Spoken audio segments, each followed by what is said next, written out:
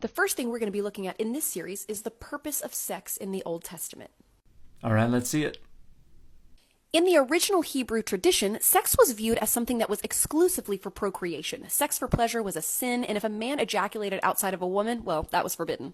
So I appreciate and I support this creator's rhetorical goals, but there's no truth to the idea that ancient Israel saw sex as either intentionally procreative or as sinful. There were actually very few restrictions placed on sex for men in ancient Israel. There were a lot more restrictions placed on women, and this idea strikes me as a misreading of Genesis 38, and specifically the story of Onan, who engages repeatedly and intentionally in coitus interruptus, which results in God killing him. But God didn't kill him only because of the coitus interruptus. He killed him because Onan was intentionally and repeatedly refusing to fulfill his duties to a levirate marriage.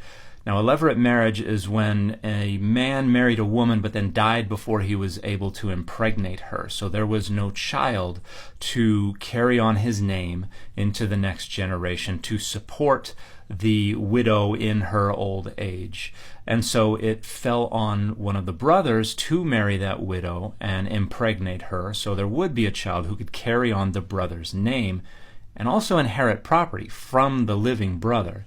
So the text pretty explicitly states that Onan did this because the child would not be his. In the eyes of the law, the child would belong to his deceased brother, but would take an inheritance from his own household. So this is taking money away from Onan's own household and own children in order to go to a child who would not be seen as his in the eyes of the law. And so he engages in coitus interruptus, and God kills him for it. So that is what's going on in Genesis 38.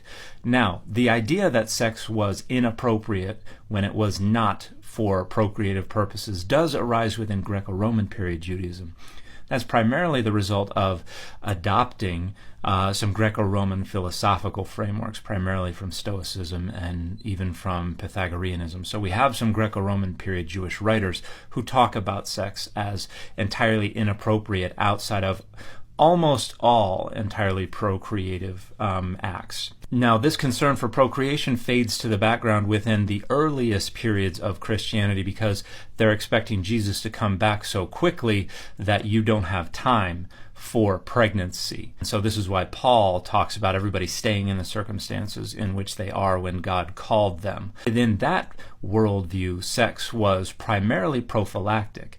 You were supposed to be celibate. That was the ideal in those periods when they were waiting for Jesus to come back any day now. And so if you couldn't hack celibacy, go ahead and get married so you could have just enough passionless sex to keep you from wanting to have more sex. Now, in later periods of Christianity, Jesus did not come back right away.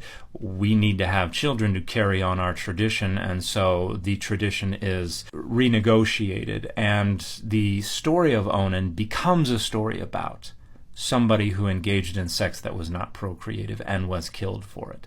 So this misreading actually goes back very, very far. We see it popping up in some Greco-Roman period Jewish writings and then in subsequent generations of early Christianity. But it is a misreading.